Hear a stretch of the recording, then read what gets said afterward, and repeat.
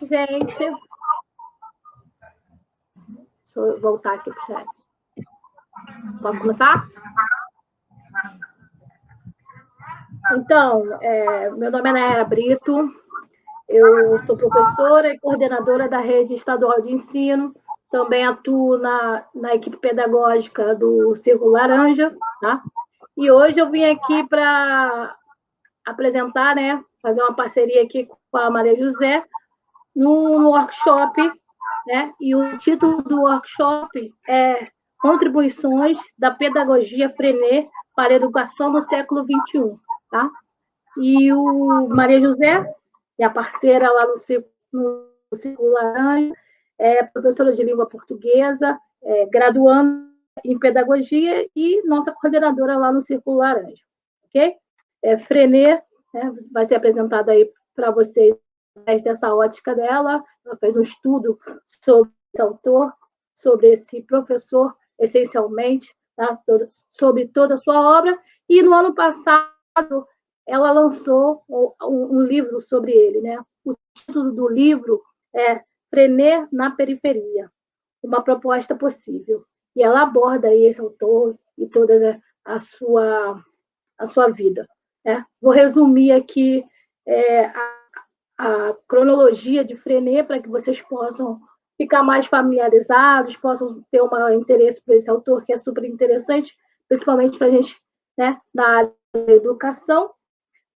Freinet nasceu em 1896, numa pequena cidade da França, né? E aí, quando, em 1917, ele é convocado para a Primeira Guerra Mundial. Nessa Primeira Guerra,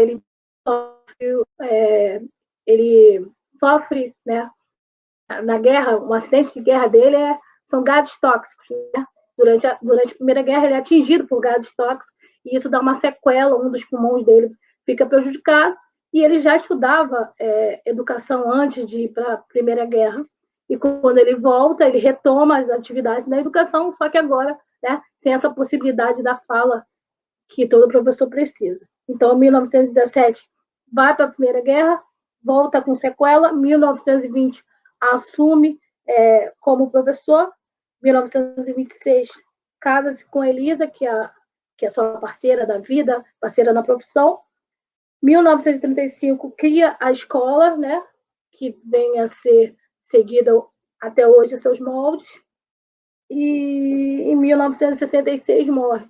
Então, são aí 55 anos sem Freinet, mas sua obra ainda perpetua e ainda influencia muita gente, muitas escolas, com uma pedagogia, né, própria.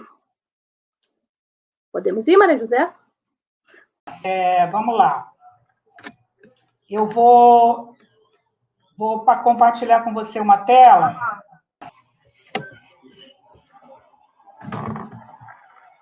Ao vivo, Lucas. Não dá não, Lucas. Agora, tenta falar aí, vamos ver se está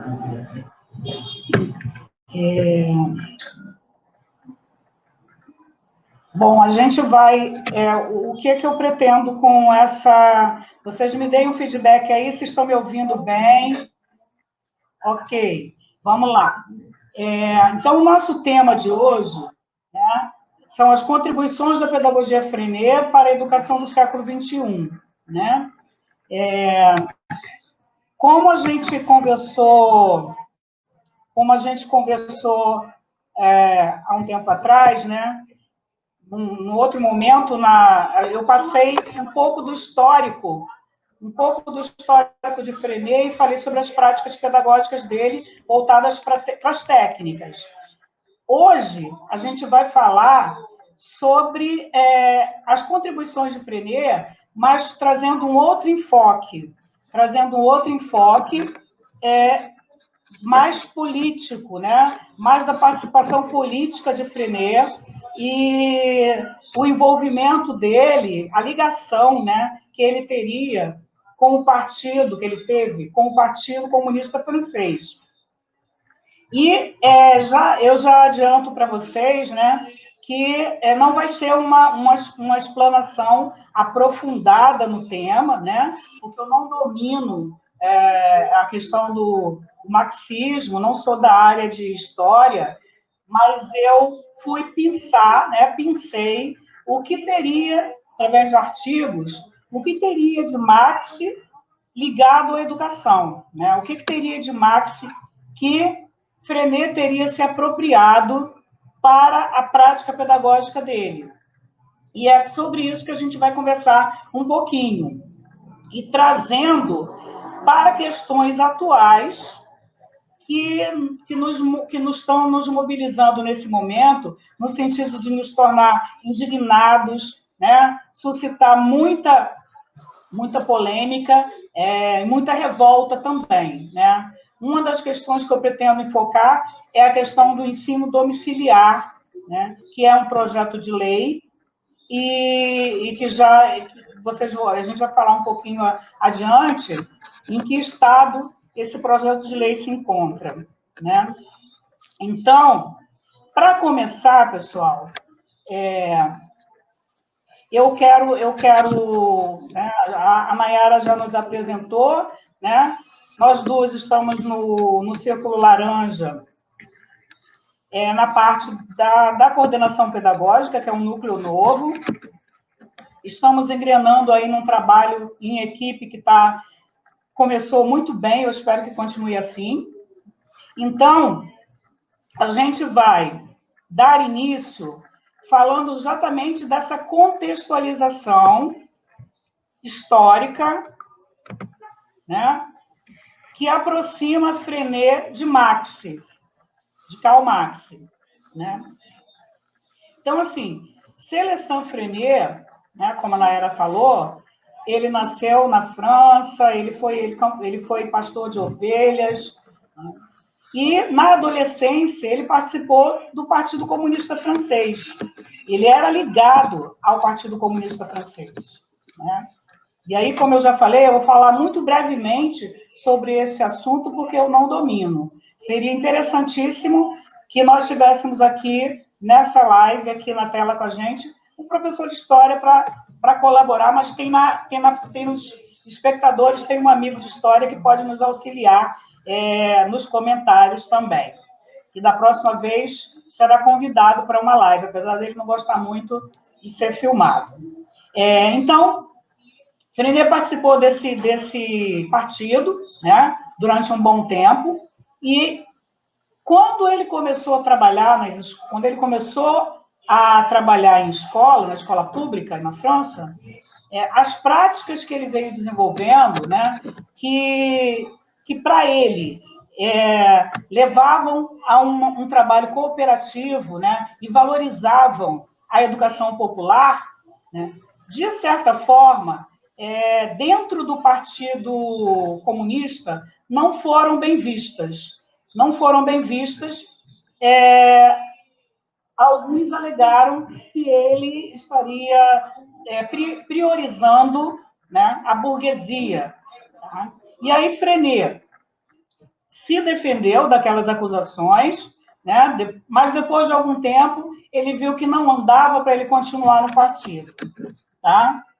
E aí, o que tem de Marx em relação a essa construção? Né? E aí, a fundamentação teórica de Freinet, ela tem um cunho marxista no sentido de pensar uma escola pública, cooperativa e popular. Né?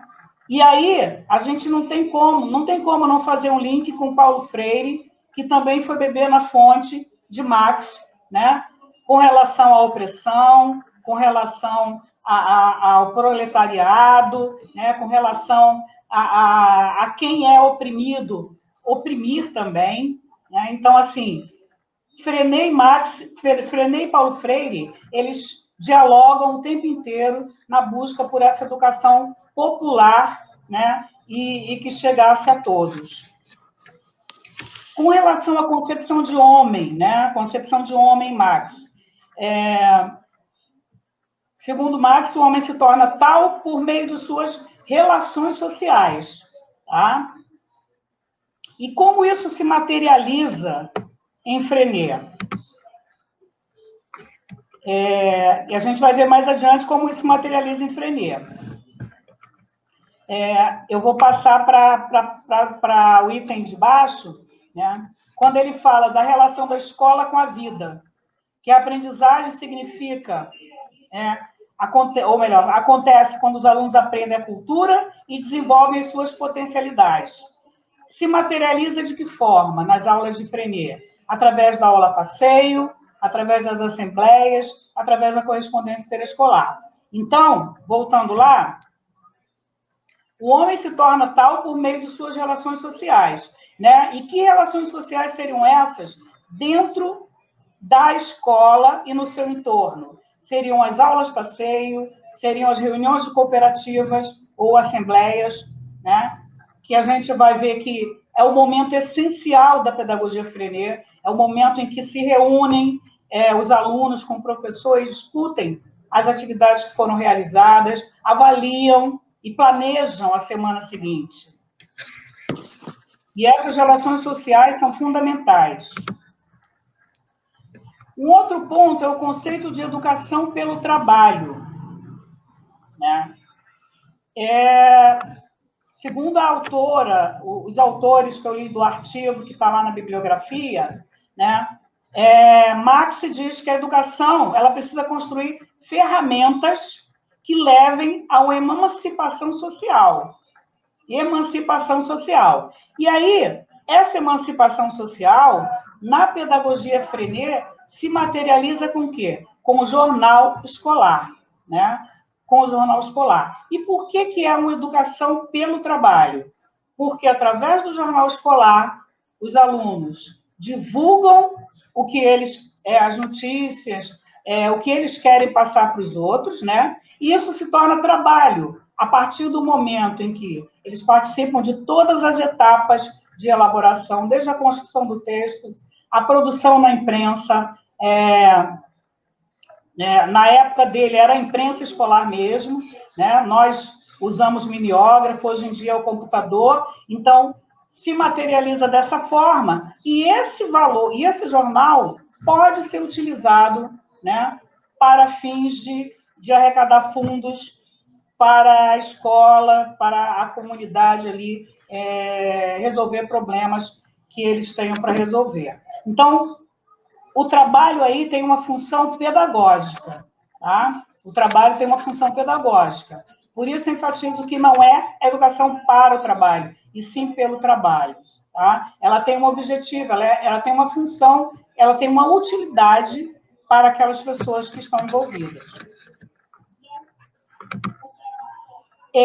A próxima contribuição de Freinet para a educação atual, né? Aí a gente já entra no tema mesmo do nosso bate-papo, é o princípio da descoberta e as redes de informações atuais, tá? E aí eu trouxe para vocês essa imagem que um colega do grupo lá de professores do Círculo Laranja postou que a filha dele recebeu. A filha dele estuda na escola pública e entraram alguns alunos de escola particular e divulgaram isso para eles, né? Esse desenho com os símbolos nazistas, com a suástica. E aí a gente pensa, o que seria esse princípio da descoberta de Freinet, né?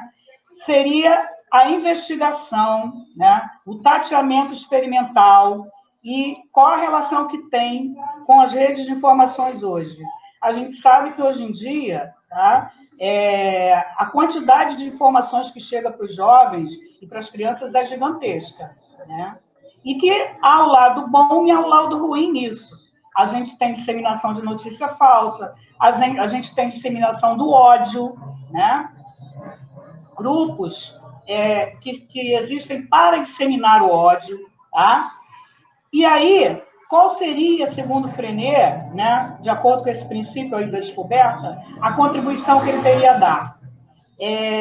Freinet diz o seguinte, que cabe ao professor, né, fazer com que essa informação que chega aos alunos, que não fique somente ali, tá? Que haja uma investigação, que o aluno tenha acesso a um rol de notícias, né, sobre aquilo, que ele aprofunde os conhecimentos dele a ponto de construir o seu posicionamento sobre o assunto. Então, esse princípio da descoberta, ou tateio experimental, né, é um dos princípios fundamentais da contribuição do Frenet, que a gente, enquanto educador, nos dias de hoje, precisa exercitar no sentido de mostrar para as nossas crianças o que significa, né, a divulgação de um desenho que está usando imagem, né, de desenho infantil para disseminar um regime fascista, né? E como isso pode ser trabalhado em sala, tá? Então, uma das nossas maiores responsabilidades seria despertar esse princípio da descoberta. O próximo seria o princípio da sociabilidade, né? E aí, a gente entra já para falar na educação domiciliar, tá? Na educação domiciliar. O princípio da sociabilidade de Frenet, ele está presente em praticamente todos os momentos da organização da sala de aula, da rotina, do planejamento, do currículo, né? E ele faz parte, é um dos princípios fundamentais, por quê? Porque a pedagogia Frenet está baseada em comunicação, cooperação, afetividade e documentação. Então, esse momento de socializar acontece nas rodas de conversa, rodas de leitura, assembleias, né? E é o momento de ter empatia pelo outro, de ficar sabendo o que aconteceu no final de semana, né? O colega pode estar triste de querer dividir isso comigo, com o grupo, e a gente se posicionar, dando apoio, orientando, de todas as maneiras possíveis, né? E aí esse princípio da sociabilidade, ele vai exatamente de encontro com a educação domiciliar, que prevê o projeto de lei 3.262 de 19, né? Assinado pelo senhor presidente da República e que já tramita na Câmara e já passou por aprovação na Comissão de Constituição e Justiça, em 10 de junho de 2021, né? Esse momento, e aí eu até tinha separado o projeto, depois, de repente, nos comentários, eu até destaco alguns trechos para vocês, porque eu queria, no final, trazer uma atividade de debate para que vocês possam se posicionar. Então, o último tópico, né, de contribuição, acho que é o último, não sei bem, são as assembleias, as reuniões de cooperativa, tá? Onde se constrói o pensamento crítico, o direito de organizar um rol em prol, o direito de se organizar em prol de um objetivo, versus, novamente, ao ensino domiciliar. Como vai se trabalhar a sociabilidade, como vai se trabalhar a construção do pensamento crítico, né? E o direito sublime de se organizar, né? Estando apenas no seu círculo familiar, como esse projeto prevê, né? Então, assim, é impossível conceber uma escola libertária que passe por uma aprovação de um projeto como esse. Ela diz o seguinte aqui, ó. Nós que trabalhamos com educação sabemos a importância da interação social no processo de aprendizagem, haja vista o ensino remoto por causa da pandemia. Vou fazer esse comentário aí, fazendo um link, né, entre o vídeo, o workshop e a nossa atual realidade da educação. Sim, perfeito. Perfeito, Regina. Perfeito.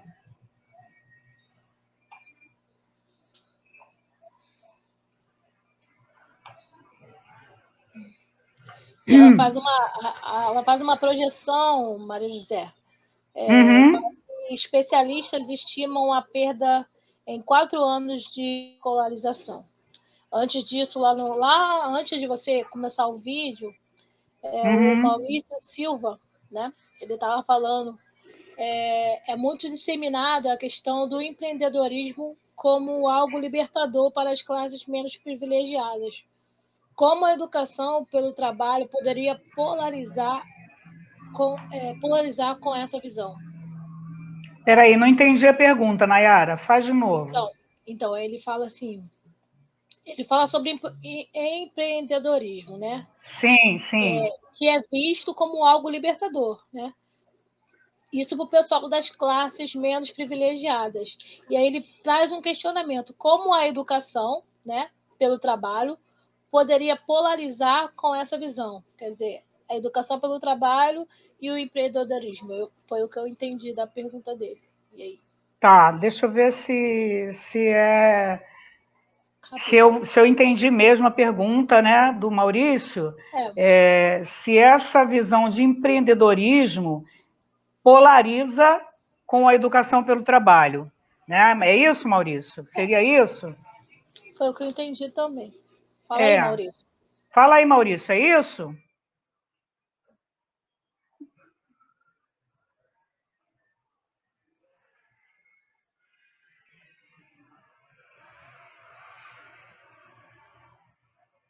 Sim, é isso mesmo que ele quis dizer. Polariza totalmente, né? Totalmente oposto. O sentido de educação pelo trabalho, tá? Para Frenet, não tem relação nenhuma com esse conceito de empreendedorismo, né? Que tentou se colocar na cabeça das pessoas de classes mais baixas, de que qualquer um pode ser empreendedor, né? Colocar como, por exemplo, o motorista de aplicativo como um empreendedor, né? A senhora que faz a torta dela para vender de porta em porta como uma empreendedora, né? Isso não é empreendedorismo, primeiro que não é empreendedorismo, na minha opinião, né? E é um trabalho extremamente precarizado, tá? Que decorre da situação que a gente vem vivendo desde a reforma trabalhista. Então, polariza totalmente com a educação pelo trabalho, da visão de Frenet, porque a educação pelo trabalho, ela prevê, né, uma ação consciente dos estudantes, uma ação consciente de que eles vão estar realizando algo de útil para aquela comunidade, tá? Que vai trazer benefícios para todos, para a coletividade. Tá? Então, por exemplo, a produção de uma horta, a produção de uma horta escolar, é educação pelo trabalho, porque ele está aprendendo ali o valor que tem o cultivo da terra, né? A plantação de alimentos sem agrotóxicos para a nossa saúde. Então, tem todo um conhecimento, né, que está voltado para questões de saúde, de meio ambiente, né? E é algo pedagógico essa educação pelo trabalho. E não tem nada a ver, não tem relação nenhuma com empreendedorismo, e muito menos, que a gente até pensou em falar disso em outro momento, num outro bate-papo, com a educação para o trabalho, a educação voltada para o mercado de trabalho, que procura minimizar, né, o currículo, somente para as classes menos favorecidas, né, o que é pior. Né? Para as classes privilegiadas, o currículo continuaria o mesmo. Para as menos favorecidas, a educação para o mercado de trabalho, para preparar a mão de obra barata. Né? Então, você tem toda a razão, polariza totalmente com o conceito de educação pelo trabalho.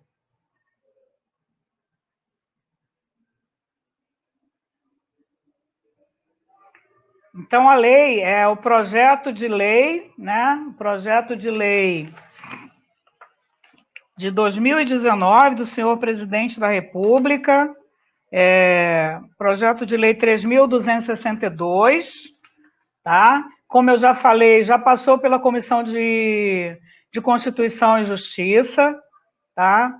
E ele vem dizendo assim, olha, dispõe, e aí ele altera o Estatuto da Criança e do Adolescente e altera a lei, a LDB, que é a Lei 9.394 de 1996, tá? O Congresso Nacional decreta esta lei, dispõe sobre o exercício do direito à educação domiciliar no âmbito da educação básica. A educação domiciliar consiste no regime de ensino de crianças e adolescentes, dirigido pelos próprios pais ou pelos responsáveis legais. Educação domiciliar visa ao pleno desenvolvimento da pessoa, seu preparo para o exercício da cidadania e sua qualificação para o trabalho, nos termos do disposto no artigo 205 da Constituição. Você já vê a contradição, né? Eu já vejo contradição já nesse parágrafo aí da Constituição Federal, né? Como assim? A educação Como assim eu vou exercitar o direito da cidadania e qualificação para o trabalho através da educação domiciliar, né? Os pais ou responsáveis legais têm prioridade de direito na escolha do tipo de instrução que será ministrada aos seus filhos. É plena liberdade de opção dos pais ou dos responsáveis legais entre a educação escolar e a educação domiciliar nos termos do disposto nessa lei. É dever dos pais ou dos responsáveis que optarem pela educação domiciliar assegurar a convivência familiar e comunitária. Vai chamar todo mundo da comunidade para socializar com os filhos deles, né? Nos termos do disposto, do Estatuto da Criança e do Adolescente. Fica assegurada a isonomia de direitos entre os estudantes em educação escolar e os estudantes em educação domiciliar. Também estou precisando de alguém que é autoridade em direito para me explicar, né, como vai ser feita essa isonomia, como vai se equiparar o ensino da educação regular com a educação domiciliar. A isonomia estende-se aos pais ou aos responsáveis legais dos estudantes em educação domiciliar, no que couber. Fica assegurado aos estudantes em educação domiciliar a participação em concursos, competições, avaliações nacionais instituídas pelo Ministério da Educação, avaliações internacionais, eventos pedagógicos, esportivos e culturais, incluídos aqueles em que for exigida a comprovação de matrícula na educação escolar como requisito para participação. E aí tem um trecho aqui que eu quero ler para vocês, falando sobre as avaliações, tá? Não vai dar para ler tudo. E aí, lá, plano pedagógico individual. O plano pedagógico individual proposto pelos pais ou pelos responsáveis legais. Um período regular de cadastro será preferencialmente de dezembro a fevereiro, se tratando das pessoas que optarem por esse ensino. Ou seja, pressupõe os dois tipos, né, claro. O processo de cadastramento observará regulamento específico, observados os critérios mínimos de apresentação do plano pedagógico, ou seja, todos os pais terão que fazer pedagogia, né, para poder elaborar um plano pedagógico individual para os seus filhos. O cadastro na plataforma virtual de que trata, com a inclusão do plano pedagógico, corresponde ao novo ano letivo e dos demais documentos que forem necessários.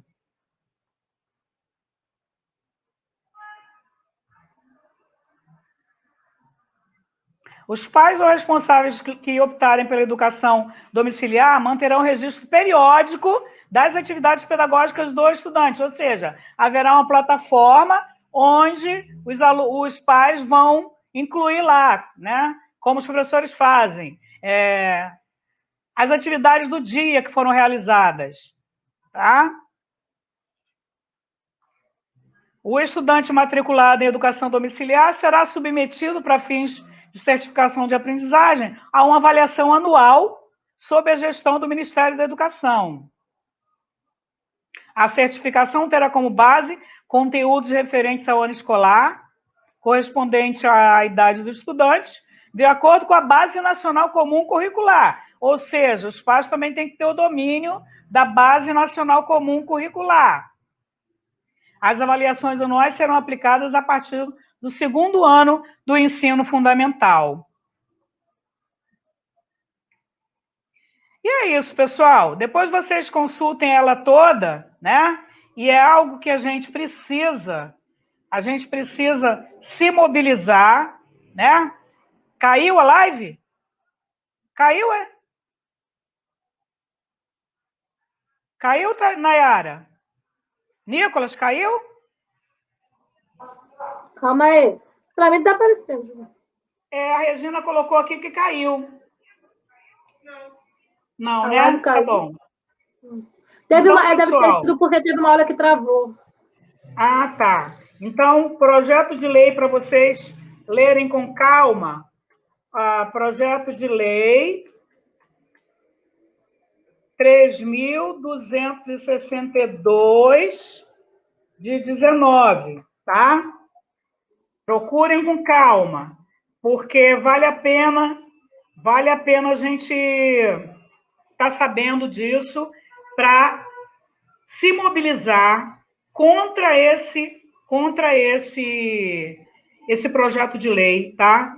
Que, pelo que vocês viram, é surreal, né? É surreal, vai contra artigos da própria Constituição, né? Prevê um ensino de pedagogia para os pais que eles não têm, uma base nacional, o conhecimento da base nacional comum curricular. Prevê que o pai tenha isso também, né? Além dessas outras questões que a gente colocou aqui, tem todo essas exigências legais, tá? Então, assim, muito complicado, né? Muito complexo que a gente tem uma proposta desse tipo, que não passa, na verdade, na minha opinião, de um desmonte total da educação, né? Que começou com o projeto, né, do Escola Sem Partido, a questão do, né, a escola ela é doutrinadora, a escola é ideológica, estão ensinando para o meu filho, né, coisas que eu não quero. Então, tudo começou aí com a Escola Sem Partido, tá? E agora vem com essa educação domiciliar, tá? Que até ano passado, se não me engano, ou em 2018, o próprio Supremo, né, se posicionou contrário, né, à educação domiciliar. E aí a gente sabe que, se isso realmente passar na Câmara e for no Senado, quem vai se prejudicar, né? Quem vai se prejudicar, né? Não precisa nem pensar muito. Quem vai se prejudicar são as pessoas, os alunos, os filhos da classe trabalhadora. Porque quem tem dinheiro vai contratar um tutor, né? A gente vai voltar lá nos idos, né? Antes da educação pública ser expandida, né? No início das escolas, antes de nós termos a escola pública estendida para toda a população, em que as famílias contratavam um tutor, as famílias que tinham posses, para dar aula para os seus filhos. E aí a gente vai retornar a isso. Mas como o senhor presidente disse que ele quer voltar no tempo, uns 50 anos pelo menos, né? Ele está construindo todo, né, um arcabouço para que essa realidade aconteça, né? Só vai realmente favorecer famílias abastadas. É isso mesmo, Regina, né? Que vão contratar professores particulares. Não vai... E aí, o abismo, né? O fosso entre a educação para as classes populares e as classes mais abastadas só vai aumentar, né? Quem da classe trabalhadora vai poder contratar um tutor para os seus filhos? Ninguém. Ninguém vai poder, né? Então, assim, um abismo gigantesco. Eu não vejo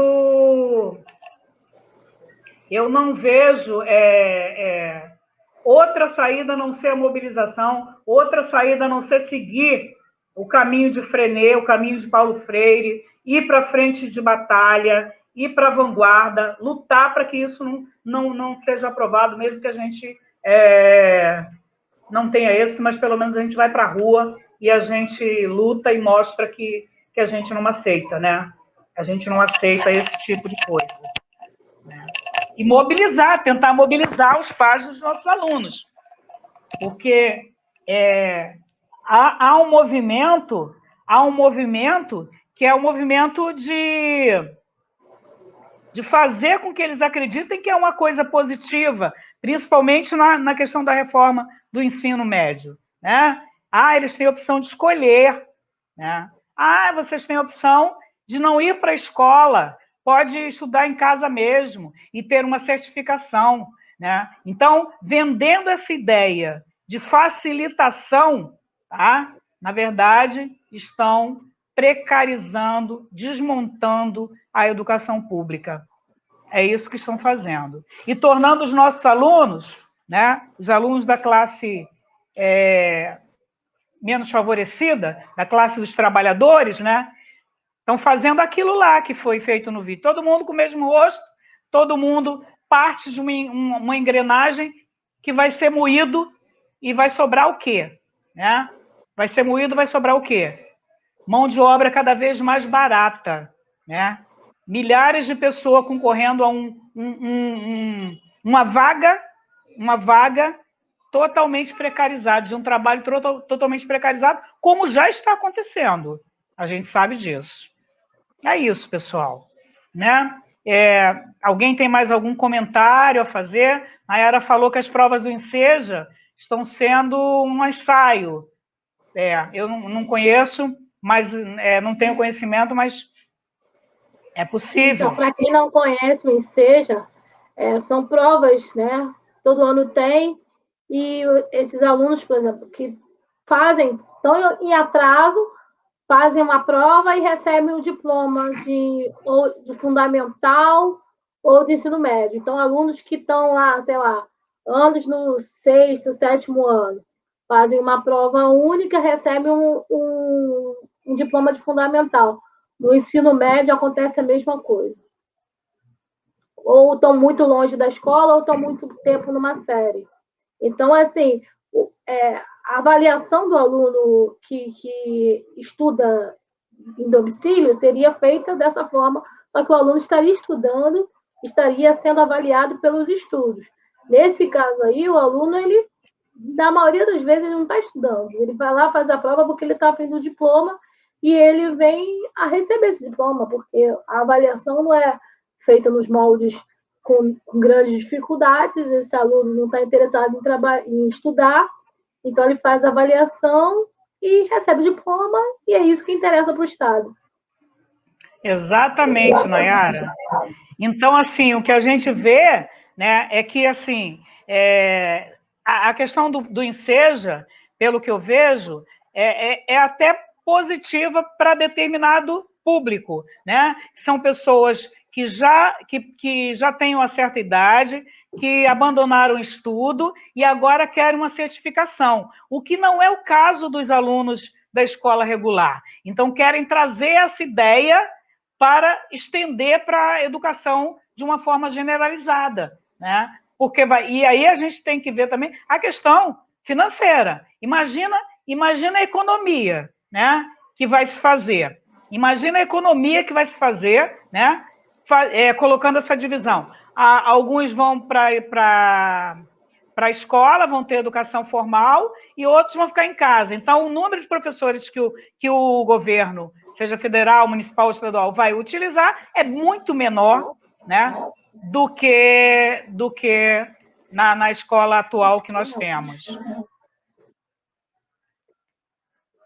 Exatamente, Regina. O EJA é exatamente o que eu estou falando aqui.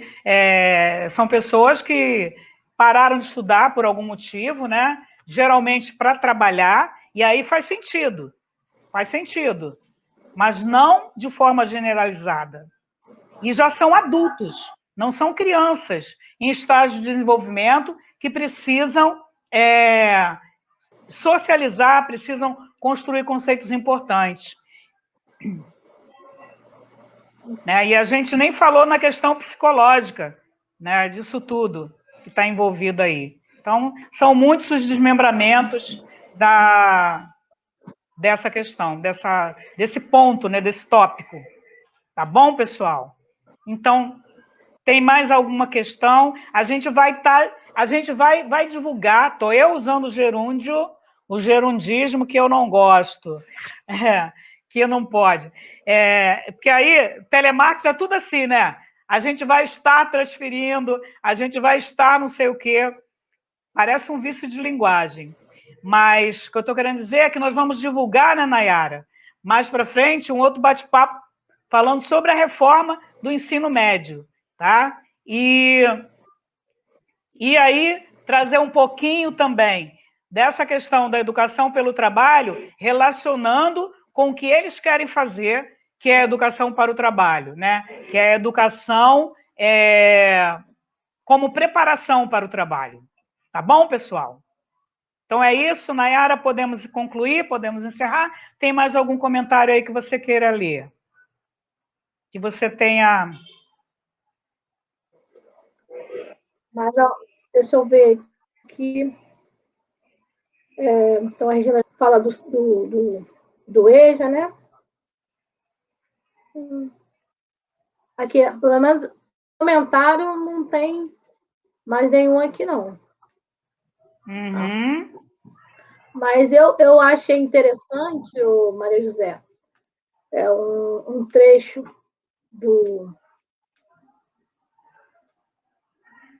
um trecho que eu posso ler para vocês? Claro, pode ler.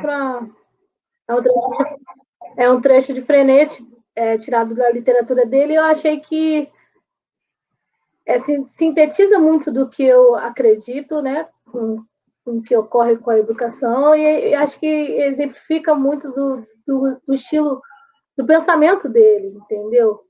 E ele diz o seguinte: a escrita, né? Eu falo muito, trabalho com essa parte da linguagem, só tem sentido se somos obrigados a recorrer a ela para comunicar nosso pensamento, além do alcance da nossa voz, além das barreiras de nossa escola. O essencial é que a criança sinta o valor, o sentido, a necessidade, o alcance individual e social da escrita expressão. E acho que isso vale para tudo que envolve a educação, entendeu?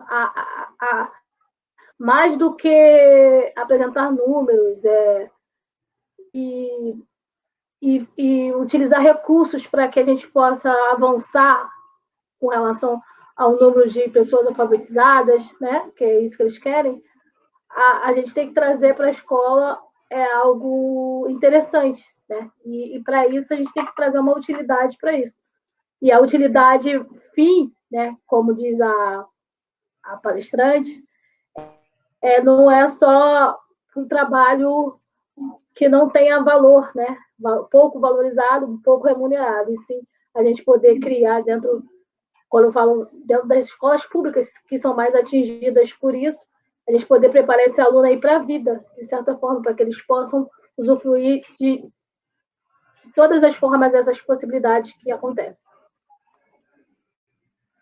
Ok, Nayara, valeu, muito bom, muito bom.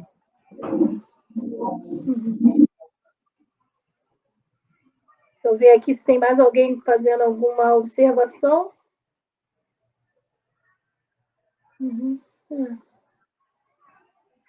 A Ellen, ela fala sobre como a gente vai esclarecer isso para os responsáveis, né? Como isso vai chegar. Acho que a preocupação aqui precisamos pensar como esclarecer os responsáveis, como que isso vai chegar aos pais, de que forma eles vão absorver e aderir a esse tipo de educação. Sim, sim, sim. Importante a pergunta da Ellen, né? E assim, primeiro, eu creio que passa pela nossa conscientização, né? Pela nossa conscientização enquanto professor e o nosso papel, né? De levar isso para os pais. Porque se para nós, né, muitas vezes é difícil chegar a essa informação, imagina para os pais com a vida que eles levam, a gente já está imerso nessa realidade, né? A gente já está imerso na realidade da educação. De certa forma, as informações chegam para a gente com mais facilidade do que chegam para os pais, né? Isso é fato. Então, acho que o primeiro ponto, Ellen, é que a gente possa se conscientizar do nosso papel. A gente tem o papel de levar isso para os pais. É o primeiro ponto. Segundo ponto, como? Como vamos fazer isso? Convocando uma reunião, convocando uma assembleia, né? Trazendo esses pais para conversar, esclarecendo, assim como foi feito aqui, né? Olha, a lei diz isso, vocês acham possível? O que vocês acham que vai acontecer com as crianças se elas tiverem só o ensino em casa? Quem vai ter direito a esse ensino? Então, acho que cabe a nós dinamizarmos essas reuniões, levar isso de forma incessante, enquanto isso não passar na Câmara, no Senado, e chegar para ser assinada pelo presidente. Então, enquanto está nesse processo tramitando, quando está tramitando, a gente ainda tem chance, né? Apesar de que eu acredito até que muitas das ações destrutivas que aconteceram nesse governo, se a gente conseguir se livrar dele, mais para frente talvez tenha como retroceder. Mas nesse momento é reunião, esclarecer, levar informação, ouvir esses pais, ver o que eles têm a dizer e daí, dessas assembleias, né, ver que iniciativas podemos ter, né? Podemos tentar agendar uma audiência, né, com um dos assessores do secretário de Educação para falar disso. Podemos realizar uma petição pública, né? Que ações? Essas ações, elas podem surgir numa das assembleias com os pais. Eu acho que disso a gente não pode se furtar. Entendeu? Perfeito. É isso, gente. Mais alguma questão? Então, podemos concluir? Eu queria agradecer muitíssimo a participação de vocês, né? A interação no chat, e por terem ficado até agora conosco, né? Mais de 1h30 de live, 1h35, e já de antemão já convidar para a próxima para falar da reforma do ensino médio, e o pessoal do Círculo, a gente vai poder, Ellen, traçar estratégias junto à coordenação pedagógica, viu, Nayara? Para o início do semestre, já para tentar agendar, logo no início, uma assembleia com os pais, com foco na questão da educação domiciliar. Tá bom? Beleza. Tá, então Nayara pode se despedir e a gente vai encerrando. Então, gente, muito obrigada, tá? Aguardar aí o nosso próximo encontro. Foi bom estar aqui com vocês. E estamos aí, pessoal do Círculo, precisarem da gente, do núcleo pedagógico, estamos aí com vocês. E muito obrigada pela presença e participação de todos aqui. Tá? Muitíssimo obrigada, tá? Pessoal. Maria José, sempre precisar de mim, tá? Estamos aí. A Nayara também hoje estava estreando como mediadora. E aí, Nayara, como é que foi a experiência? Então, gostei, viu que legal? Gostei da experiência, legal. Muito bom, tá? Boa noite, pessoal, um abraço. Bom finalzinho de noite para todos. E um ótimo final de semana aí que vai se iniciar daqui a pouquinho. Tá bom? Tá.